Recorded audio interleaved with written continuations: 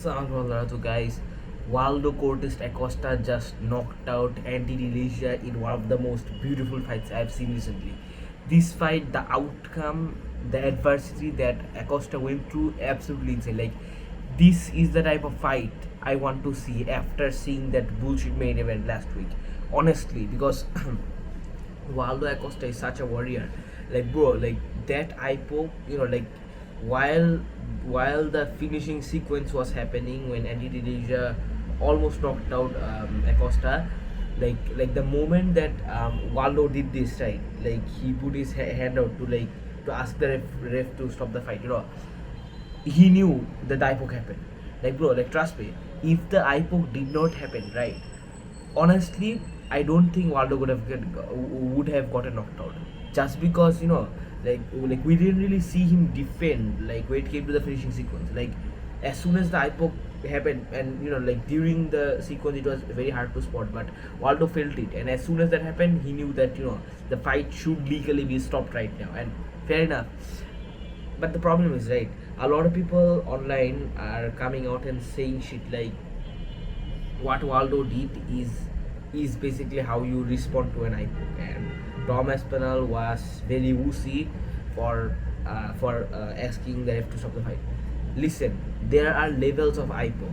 That eye poke, the one that Cyril landed on Tom, that that was knuckle deep. Like that was much more horrible than this one that happened. Not saying that this eye poke was not brutal at all, but guess what? In this fight, and Waldo, even after the eye poke, like when he was fighting, he like one of his, if you see the fight again, one of his eyes, the eye that got eye poke was closed. And Tom Aspinall, he got eye poked in both of his eyes, right? So the thing is, after an eye poke happens, the fighter in to who the eye poke is inflicted on, he has the choice to whether continue or not. If he doesn't want to continue, fair enough, he has the 100% rights to do that, to not continue.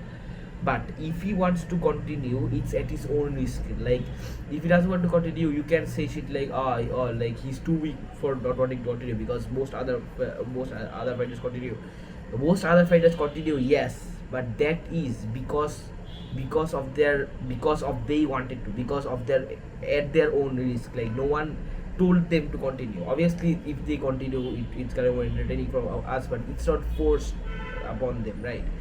Anyways, really glad that Waldo Acosta, Waldo actually actually went through this fight and actually did what he did. And after the poke happened, he was just fired up. Like you could see in his eye that like he was fighting with full emotion. Like he had bad intention, and guess what? He delivered like he was supposed to. Absolutely amazing. And before this fight, I was telling you guys that this guy is much more dangerous than most people think. And I gave a poll.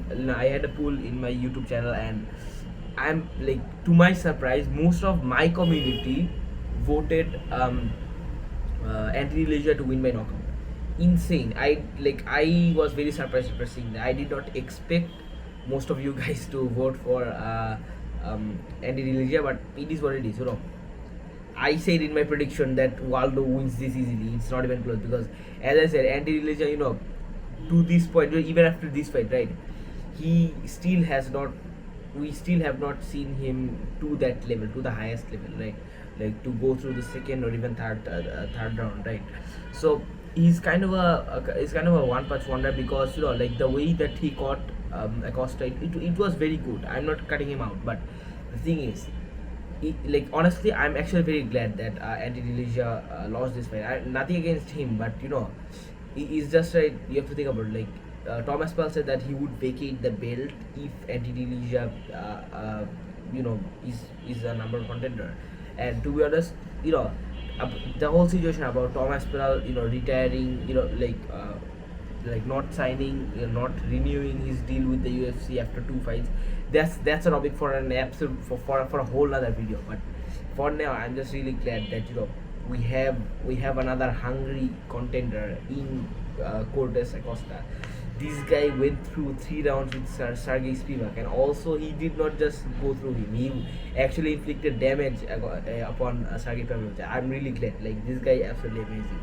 Anyways, that's what's happening, guys. You guys definitely make sure to let me know what you guys think, and inshallah, I will see you guys next time. Assalamu alaikum wa rahmatullahi wa barakatuh.